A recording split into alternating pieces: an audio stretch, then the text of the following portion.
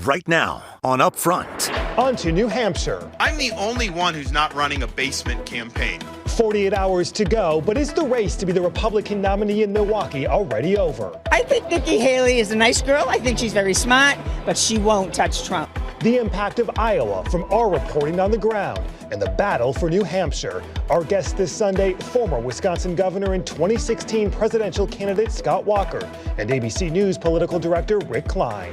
The state of education, from the Capitol to classrooms, hot topics dominating the discussions. State Superintendent Dr. Jill Underly is here, her message and pushback to state Republicans. And Democrats in Chicago.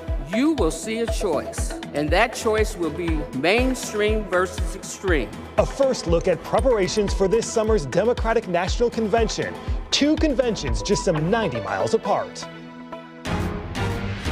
This is Upfront with Jaron Jordan and political director Matt Smith. Hi, everyone. Thanks for joining us. Matt, you are back from Iowa, and now we are 48 hours out. New Hampshire voters head to the polls Tuesday for the first in the nation primary. It all culminates with the Republican National Convention in Milwaukee. This weekend, former United Nations ambassador and South Carolina Governor Nikki Haley ramping up her attacks on former President Donald Trump. Trump dominated in Iowa with a 30-point win, and the latest polling averages out of New Hampshire from 538 show Trump with a more than 10-point lead over Haley with 2 days to go. Let's bring in former Wisconsin Governor Scott Walker, a 2016 presidential candidate himself. Hey, Governor, welcome back to the show. Good to see you. Hey, Matt. Good to be with you. All right, so is this all over if Nikki Haley doesn't come in first on Tuesday? Yes. In fact, New Hampshire is the only state left where she's got a shot just because the impact crossover voters, moderate voters, independent voters.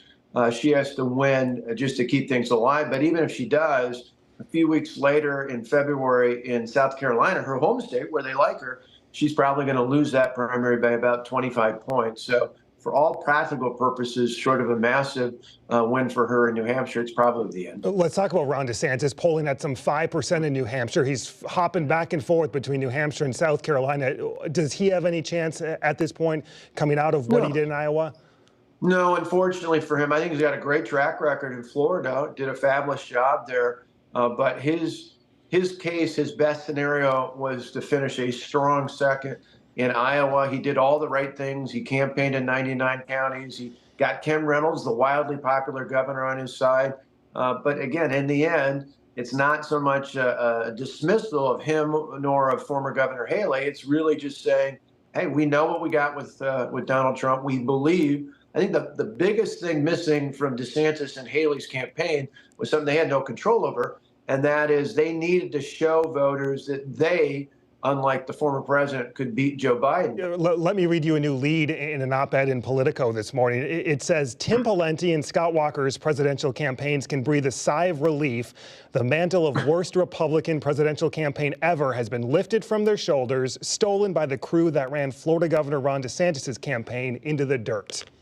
Is that fair? You know, in the end, Ron DeSantis, again, there are things I tried to warn him of. I wrote a piece in the Wall Street Journal earlier this year, but he, more than anything, faced what I faced 8 years ago, and that is the Trump train.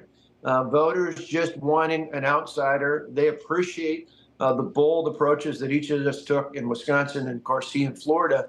But for primary voters in particular, nothing tops the kind of approach you get with Donald Trump. And I think arguably it's even tougher for DeSantis and the others this time than it was for me 8 years ago, because people know, they know that this guy doesn't back down.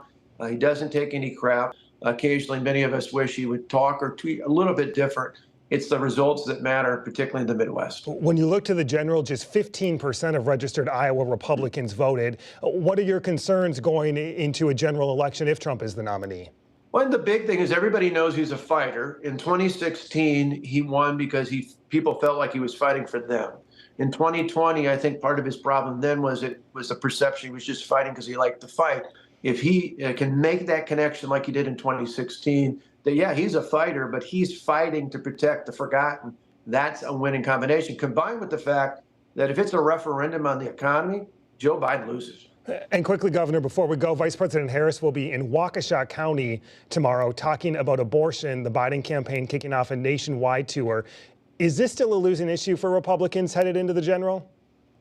Well, in Wisconsin, the law's already set. Nothing that the federal government's going to do is going to focus on that. And if you look across the country, Democrats are trying to run on that. But I think as David Axelrod, the former Obama advisor, said, they need to find an issue that connects with the everyday concerns. The everyday concerns of Americans are the economy. Even young people that we work with at Young America's Foundation, our polling shows nationwide their top issue for college students is the economy. If they're not talking about the economy, they're losing. But she's not going to Madison or Milwaukee. She's going to Waukesha County. I hear it, and I think that their hope is that somehow that's a Hail Mary that will take the attention off of the economy. But when a typical family in Wisconsin is paying $11,500 more per year just to live at the levels they were before Joe Biden took office, they can do all they want to distract from that. But until they have a message that talks about the economy, Joe Biden is going to be in trouble. Former Governor Scott Walker, now president of Young America's Foundation. Governor, like always, thank you. Thank you, Matt. Now, turnout fell well short of the 2016 record in Iowa. The state Republican Party says about 110,000 Republicans voted. That's compared to 187,000 in 2016. Former President Donald Trump winning a historic 51% of the vote, a 30-point victory between him and Ron DeSantis. The previous record, a nearly 13-point win set by Bob Dole in 1988. Are you guys looking for new registrations? On a bitter cold caucus night in Iowa, anybody else? Hello, how are you? Iowa Republicans came out, not nearly in record numbers. You don't know. Okay. So you want to go to the Secretary of State website. But still, long lines across the state, claiming the first in the nation status. I would love you to. Thank you. There you go. Supporters and swag allowed here, attempting one final pitch. Are you 322? Okay. Nikki, please. Oh, think so. Why not? Lots of reasons. This year, just 15% of Iowa's registered Republicans showed up, yet setting the stage with immense nationwide attention and implications. This is my first caucus, and I think it's a great idea. So this is what needs to happen, and I'm using my rights to vote. So, yeah, I think it's a good thing. It's cold. It's cold. I'm not used to this anymore. I've turned soft. Hi, how are you? Eric Trump. Nice to meet you as well. Eric Trump showing up to this caucus site in West Des Moines. Eric, how are you feeling tonight with how things are going? We're feeling good. We're feeling very good. I think we're going to have a good night. We're excited. It's good to be back, and yeah, we're going to have a great night. Voters here filling a rec center gymnasium after months of intense campaigning and anticipation. We in Iowa, we take this seriously. We want to do the right thing and help lead our nation towards prosperity. Caucus rules allow each candidate or a spokesperson 3 minutes to address the crowd. Governor Haley had hoped to be here to ask for your vote personally, and I think she's been delayed. Nikki Haley was originally going to speak here herself, but a campaign volunteer took over instead. At this site, former Congressman Steve King spoke for Vivek Ramaswamy, who dropped out just hours later. Eric Trump for his dad, and a local sheriff for Governor DeSantis. He kept Florida's residents, their businesses open. He steered us through unbelievable storms that wreaked havoc on our state. Whether the speeches swayed any final votes may never be known. Is this yours? Yeah. Okay. And even before the voting here started, media outlets started projecting Donald Trump the winner, as Iowans simply wrote down their presidential pick on a piece of paper. Thank you for your service. No problem. Thank you all. Folded it up and threw it in a paper bag. Thank you. As they're then counted and processed across the state. The implications of Iowa far-reaching. Ramaswamy and Asa Hutchinson dropping out. The former Arkansas governor just hours before with us at a Des Moines diner. Do you have a strategy in how long you stay in? Well, I think it's critical to stay in the long term. So you got to have candidates in there that are prepared to go the distance. And we're on the ballots in Michigan and California and Texas. So we're prepared for that. We have to sustain that, and that's why you need a bump out of Iowa. Let's bring in ABC News political director Rick Klein. Rick, it's always great to have you here. Hey, great to be with you. Thanks for having me. First, I want to ask, what are you most closely watching Tuesday in New Hampshire? Well, if Ron DeSantis had to do well in Iowa, Nikki Haley has to do well in New Hampshire. And I think all eyes are going to be on the order of finish. Donald Trump is leading in the polls right now. He won big here 8 years ago en route to the nomination.